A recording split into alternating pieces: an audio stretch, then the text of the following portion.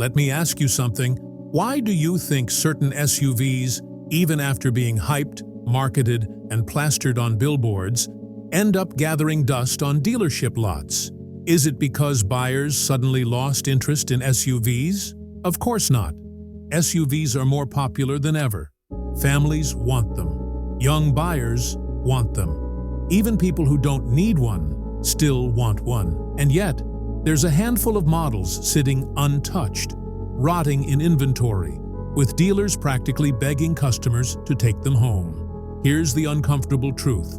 These SUVs failed not because of bad luck, but because of deep-rooted flaws. Some are overpriced for what they deliver.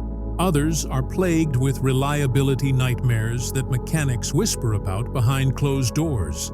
And some, well, they're simply outdated, built on platforms that belonged in the last decade, but are being sold at 2025 prices. Buyers aren't stupid. They can sense when something doesn't add up. And once word spreads, even the shiniest paint and most aggressive advertising can't cover the stench of a failing SUV. Now, this is where it gets interesting. Dealers are trapped. They ordered thousands of these unwanted models, expecting sales to explode, but the exact opposite happened.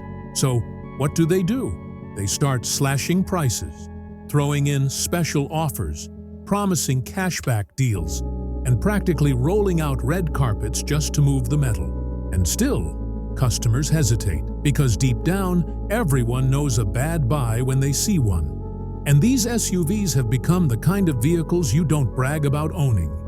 You regret buying. Think about it this way. When a product is truly good, people don't need to be convinced. It sells itself.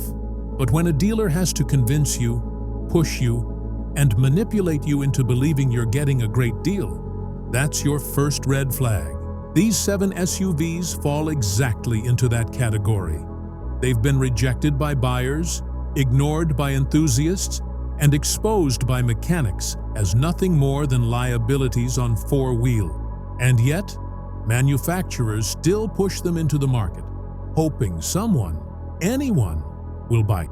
So today, I'm going to break down the 7 SUVs no one wants. And trust me, by the end of this video, you'll know exactly why people are walking away from them, and why, no matter what kind of unbelievable deal a dealer throws at you, you should walk away too. 1. Chevrolet Blazer. The Chevrolet Blazer is the perfect example of how a legendary name can be destroyed by corporate greed. Once upon a time, the Blazer meant toughness, ruggedness, and the kind of SUV you could depend on for decades. But the modern Blazer?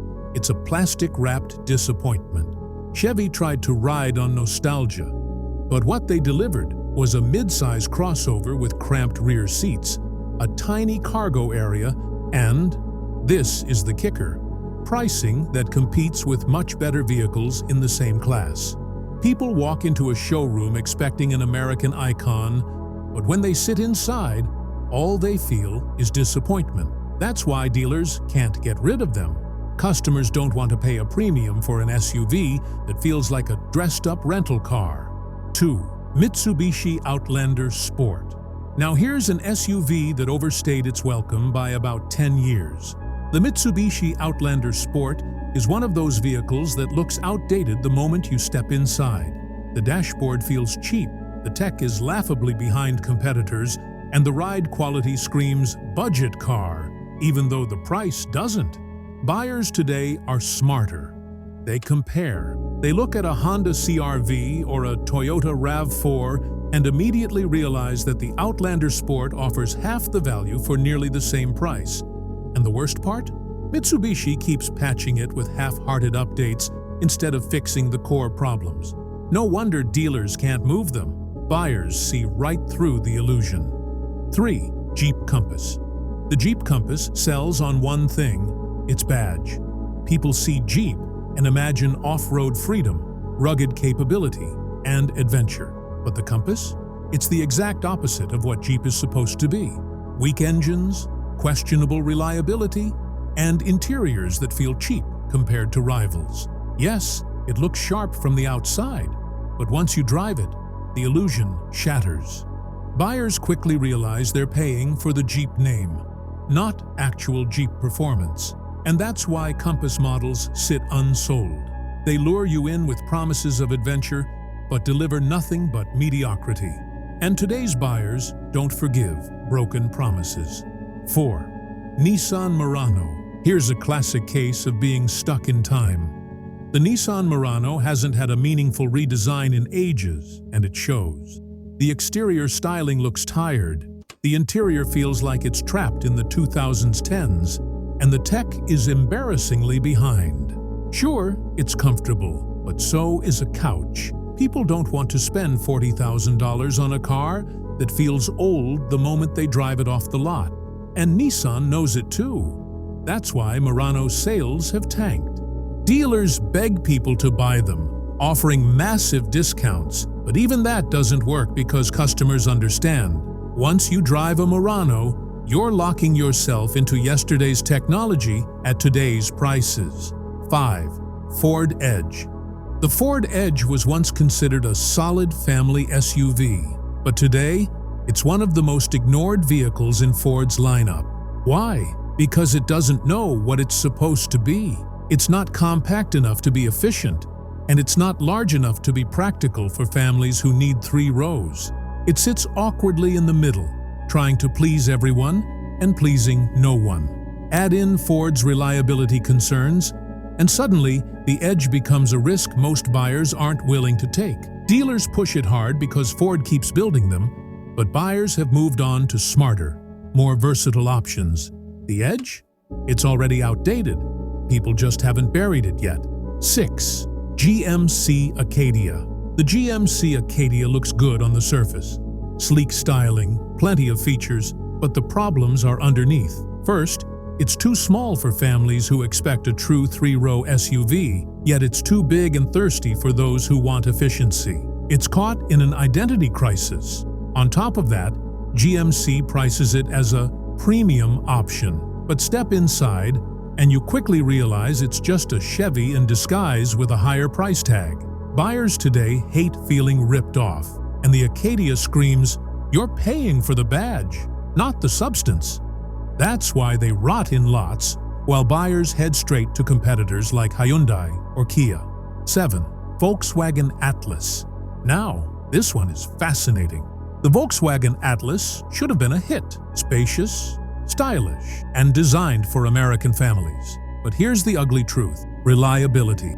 The Atlas has developed a reputation for costly repairs, electrical issues, and build quality that doesn't match the price tag.